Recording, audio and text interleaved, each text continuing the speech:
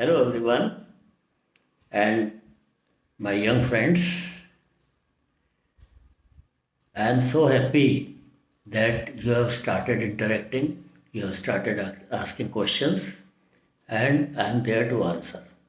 Please take me as your guide and mentor. So I have seen that in so many YouTube channels there are the candidates perhaps are getting misled or clarity is not there. So, since I am a senior psychologist at I have worked at Airforce Selection Board Dehradun, so I thought it as my duty to answer your questions and doubts. So I'll be happy if you keep on asking questions. I'll keep on answering them. If you have not yet subscribed, please subscribe to my channel and watch the other videos also that I have posted. Now coming to today's question. I have received 3 questions from an NDA candidate. Sir, please, is it necessary to make a high level story in TAT? Can we make simple story in TAT? You are required to make simple stories only. Don't make any complicated hi-fi Superman stories.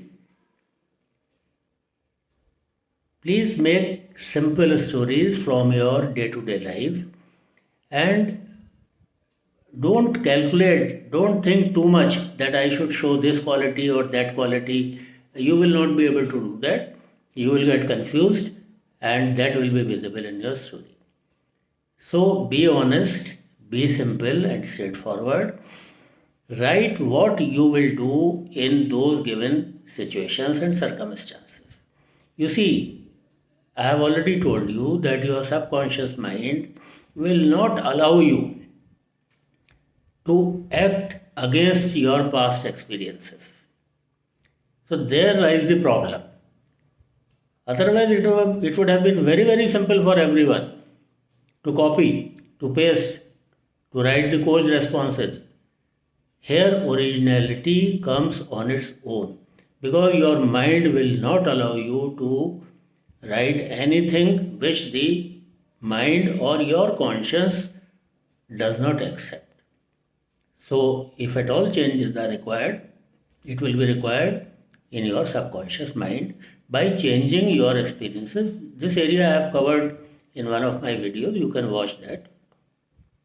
So now your question is answered. Please keep your stories simple as possible. Sorry. Now the second question is, sir, what are the expectations from our story? So expectations, there are no expectations from your story. You see, your story is being assessed. What you are doing, we are not asking you, the psych is not asking you that you show some Superman qualities. You will not be able to show them because conflicts will come in your mind. If these qualities are there in your subconscious mind, then only you will be able to demonstrate them. As simple as that. So develop those qualities. Now, what are the expectations? Chalo, let me be more direct. Show what are your plans and how will you organize your actions to execute those plans effectively. So, factor 1, planning and organizing. In factor 1, your 4 qualities are there. In those 4 qualities, the main thing is planning and organizing. So, what are your plans? Now, I laugh. Some coaching institutes have told you to write all the clerical details. There were 5 tables, 4 chairs. He brought 2 bats, 5 balls. Come on. We are not asking you for this. You should show your planning and organizing. How did you organize that match? How did you organize that event? Whatever is shown in the picture. So we are not counting. And you think this has been told to you. ये सब लिख देना कैसे कैसे करा, organising के मतलब है कैसे करा यार, कुर्सी लगाओगे ना, मेज लगाओगे ना, टेबल लगाओगे ना, लिस्ट बनाओगे ना, आइटम्स काउंट करोगे ना, this is all foolishness. You show the important parts of your plan, how you organized it. आपको आपकी मम्मी ने बोला बेटा खाने के लिए तैयारी कर दो, टेबल लगा दो. आप चम्मचें गिनने लगोगे वहाँ पे, प्लेटें गिनने लगोगे. ऑर्गेनाइज करोगे लेकिन ये डिटेल्स बताने की कोई रिक्वायरमेंट नहीं है. He did it very well, he did it nicely, वो इतना सफिशेंट है, काफ़ी है. ही अरेंज द टेबल प्रॉपरली. तो ये सब इतने माइन्यूट डिटेल्स, गांव का नाम, विलेज का नाम, सड़क का नाम, शहर का नाम, ये माइन्यूट डिटेल्स करके आप अपना टाइम वेस्ट कर रहे हो. वहाँ साइट ढूंढ रहा है कि आप मेजर प्लान आपका क्या है, क्या करोगे.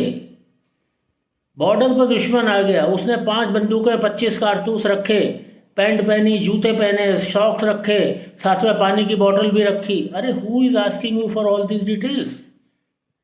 समझो इस बात को, ये डिटेल्स नहीं चाहिए.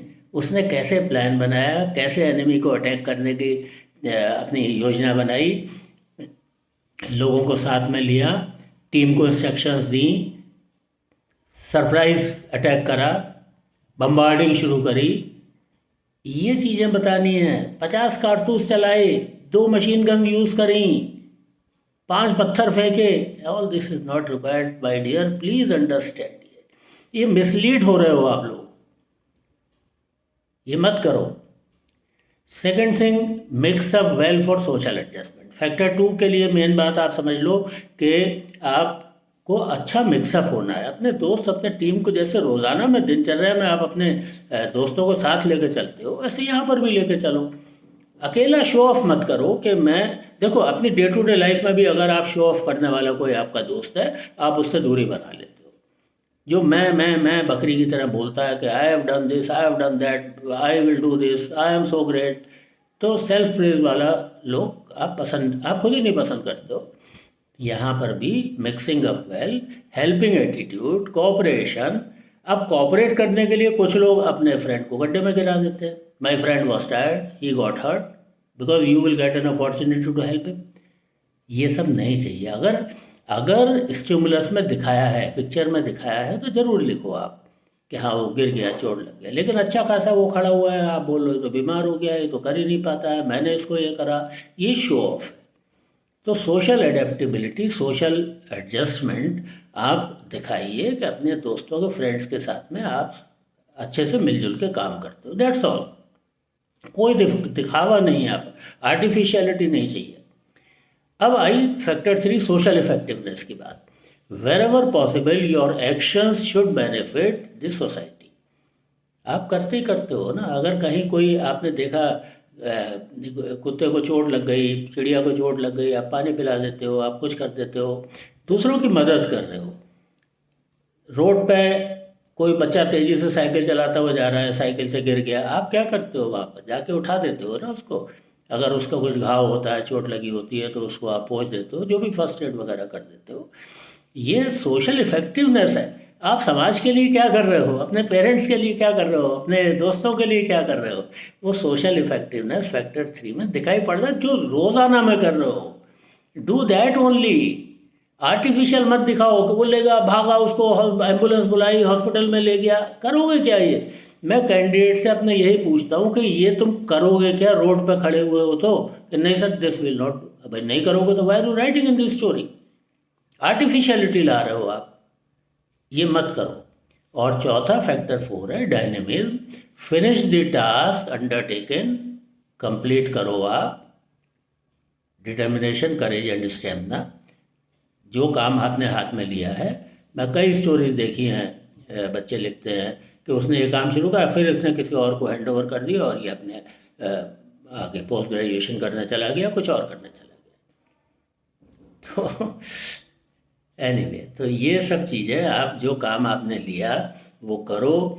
करेज दिखाने का जहाँ भी मौका मिलता है करेज दिखाओ. कोऑपरेशन दिखाने का जहाँ भी मौका आपको मिलता है कोऑपरेशन दिखाओ. तो करेज एंड कोऑपरेशन भी दो इम्पॉर्टेंट चीज़ हैं। तो अब जो आपका एक सवाल था कि सर अगर दो स्टोरीज, दो पिक्चर एक जैसे दिख जाए तब क्या करें। देखो वैसे तो ऐसा कम ही होता है। दूसरी बात, अगर ऐसा होगा भी तो व्हाट विल हैपन कि दो स्टोरीज में बैकग्राउंड सेम होगा। विलेज बैकग्राउंड की दो पिक्चर दिखा दी, माउंटेन में चढ़ते हुए दो पिक्चर दिखा दी, समझ रहे हो आप। तो बैकग्राउंड सेम होगा, लेकिन जो करेक्टर्स हैं उनकी अपीयरेंस, उनकी बॉडी लैंग्वेज, उनके सोशो इकोनॉमिक स्टेटस, उनका एजुकेशन लेवल, उनके लुक्स, उनके एक्सप्रेशंस सब तो सेम नहीं होंगे, ये तो डिफरेंट होंगे। तो जो एक्सप्रेशन देख के आपके दिमाग में आइडिया आ रहा है उस पे आप स्टोरी बनाओ। दो सिमिलर मिल जाए माउंटेनियरिंग पे, एक आदमी आपको एक पिक्चर में आपको दिखाया है कि वो बड़े लेजरली मूड में जा रहा है, तो आप माउंटेन घूमने गया। नहीं सर यहाँ तो फिर साई क्या समझेगा अगर सर यहाँ तो कुछ एक्शन हुआ ही नहीं। भाई जब लेज़र वाला मूवमेंट है तो लेज़र ही दिखाओगे ना, ज़बरदस्ती वहाँ पर प्रॉब्लम डाल के एक्शन करने की कोशिश करते हो, यही गलती आप करते हो।